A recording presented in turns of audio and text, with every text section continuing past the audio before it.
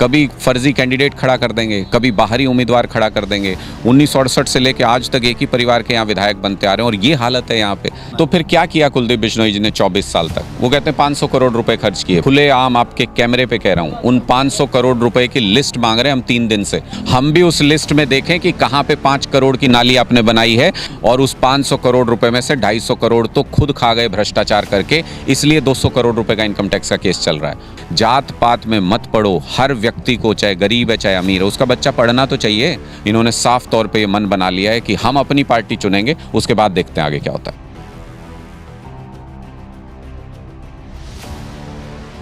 नमस्कार, स्वागत है आप सभी का सत्य खबर पर। मैं अभी दुर्जनपुर गांव में हूं, आदमपुर हलके का गांव है। अभी मैं लोगों से बात कर रहा था पीने के पानी को लेकर के। वो लोग बता रहे थे कि हम तो नहर का पानी लेके आते हैं और पीने का पानी। अभी कुछ देर पहले अनुराग डांडा इन लोगों से बातचीत कर रहे थे। डांडा साहब, जिस प्रकार से लोग बात बताते हैं, ये तो सच में पशुओं जैसा जीवन नहीं लगता? मुझे लगता है कि कुलदीप बिश्नोई जी यही समझते हैं गरीबों को।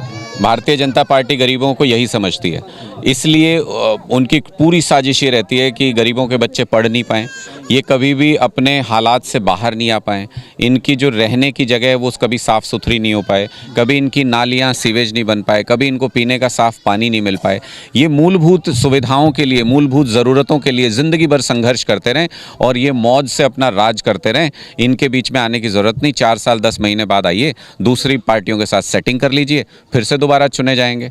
इनको इतनी रणनीतियाँ गरीब आदमी नहीं बना सकता, उसको अपना परिवार चलाना होता है। इतनी स्ट्रेटेजी गरीब आदमी नहीं बना सकता कि इनकी इतनी सारी चालें जो हैं उनको कैसे हराया जाए। इसलिए मुझे लगता है कि आम आदमी पार्टी की ज़रूरत थी और अरविंद केजरीवाल जी ने यही बीड़ा उठाया है कि इन गरीबों के साथ जो नाइंसाफ़ी की जा रही है पूरे हिंदुस्तान के अंदर, उसको ये जो पार्टियाँ रणनीति बनाती हैं, उसकी रणनीति को हम काटेंगे इन गरीबों के बिहाफ पे।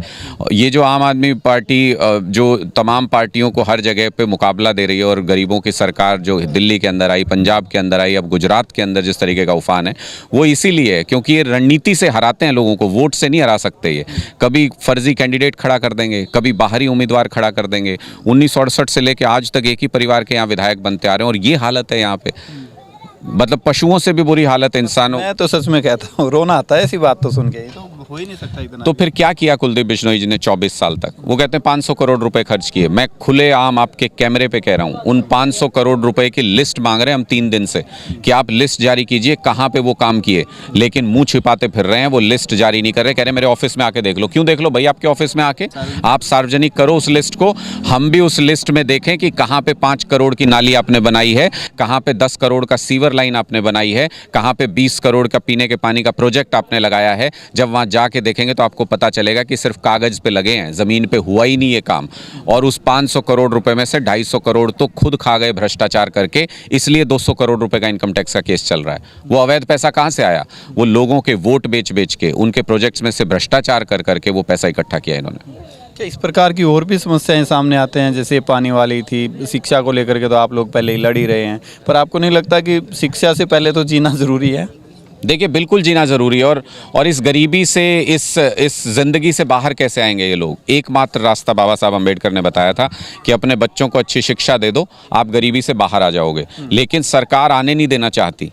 गरीबों के बच्चे पढ़ते हैं सरकारी स्कूलों में, जिसके पास 100-200 रुपये भी होता है ना महीने में निकाल ले, वो गंदे से प्राइवेट स्कूल में डलवा देगा, लेकिन सरकारी में नहीं छोड़ेगा। सरकारी स्कूल में वो पढ़ते हैं जिनके पास 100 रुपये भी नहीं है। और उन बच्चों को इन्होंने शिक्षा व्यवस्था को उनका बर्बाद कर दी। कोई टीचर नहीं है स्कूलों में, कहीं पे कोई स्कूल बंद कर दे रहे हैं। अब जब हम इनकी लड़ाई लड़ रहे हैं, हम शिक्षा संवाद कर रहे हैं पूरे आदमपुर के अंदर, हर गांव में गए हम। 5वीं, 6ठी, 7वीं क्लास के किसी बच्चे को पकड़ के आप पहली क्लास की हिंदी और अंग्रेजी की किताब पकड़ा दीजिए, एक भी लाइन अगर ठीक से पढ़ ले, मैं उनके माँ बाप को कह के आता हूँ, अगर एक लाइन भी आपके सामने ठीक से पढ़ दे, आप कुलदीप बिश्नोई जी को दे देना वोट। और अगर एक भी लाइन नहीं पढ़ पाए, 5वीं, 6ठी, 7वीं का बच्चा हिंदी और अंग्रेजी एक लाइन नहीं पढ़ पा रहा, इसका मतलब ये बर्बाद कर रहे हैं। ये चाहते हैं वो भी मेहनत मजदूरी करते रहें, वो ये चाहते हैं वो भी इसी तरीके से इन हालातों में तड़पते रहें और ये राज करते रहें। ये राज चलने नहीं देंगे। राजशाही तोड़ने का सारा बीड़ा, ये गढ़ तोड़ने का सारा बीड़ा जो है, ये भगवान ने हम ही लोगों को दे के भेजा है, आम आदमी पार्टी को दे के। कामयाबी मिल रही है। 100% कामयाबी मिल रही है। आप अपने आसपास ये माहौल देख रहे हैं, ये सारे लोग एकजुट हो रहे हैं। पहले ये जात पात के नाम पे आदमपुर के अंदर कभी सेटिंग करके दूसरी पार्टियों से ये पूरी राजनीति को घुमाते आए हैं अपने हिसाब से, लेकिन अब ये जो पिछड़े दबे कुचला जो पूरा वर्ग है, ये सारे लोग इकट्ठा हो रहे हैं कि हमारी मूलभूत सुविधाएं तो दो, हमारा हक कहाँ है, जो हम टैक्स देते हैं, जो हम देश का हिस्सा हैं, जो हम हरियाणा का हिस्सा हैं, हमारी मूलभूत सुविधाएं कहाँ हैं। वो जब सवाल पूछते हुए ये सारा वर्ग इकट्ठा हो रहा है, ये सबसे बड़ा वोट बैंक यही है। इससे बड़ा कोई वोट बैंक नहीं हो सकता, इससे बड़ी कोई राजनीति नहीं हो सकती। अगर आप इन मुद्दों पे राजनीति करो, ये लोग आज तक इन मुद्दों पे राजनीति नहीं करते थे, विवाद लेके आएंगे अलग अलग। कोई कहेगा कि ये बिश्नोई हैं जी इसलिए इनको इतने वोट मिल रहे हैं, कोई कहेगा ये जाट हैं जी इसलिए इनको इतने वोट मिल रहे हैं। जात पात में मत पड़ो। हर व्यक्ति को, चाहे गरीब है चाहे अमीर है, उसका बच्चा पढ़ना तो चाहिए। हर व्यक्ति को पानी तो मिलना चाहिए पीने का। हर व्यक्ति को कम से कम शौचालय की व्यवस्था तो होनी चाहिए, गली तो पक्की होनी चाहिए उसकी। ये जात पात पे लड़ाते आए आज तक, ये धर्म के नाम पे लड़ाते हैं आज तक, ये राज्यों को लड़वा देते हैं एक दूसरे से, लेकिन कभी भी इन मूलभूत मुद्दों की बात नहीं की। इसलिए पूरे हिंदुस्तान के अंदर ये उफान है आज के दिन में। आदमपुर के अंदर पूरा गरीब तबका इकट्ठा हो गया है झाड़ू के निशान के पीछे। इन्होंने साफ तौर पे ये मन बना लिया है कि हम अपनी पार्टी चुनेंगे, उसके बाद देखते हैं आगे क्या होता है। बिल्कुल, अनुराग डांडा मेरे साथ है और जो कि साफ तौर पर कहते हैं कि हम इन मुद्दों के लिए लड़ाई तो लड़ रहे हैं, पर देखना ये होगा कि ये लड़ाई ये कहां तक लेकर के जाती है और इस चुनाव में इनको लोगों का कितना साथ मिलता है। कैमरे से मनीष के साथ दुर्जनपुर आदमपुर से सत्यदेव शर्मा। सत्य, सटीक, बेबाक।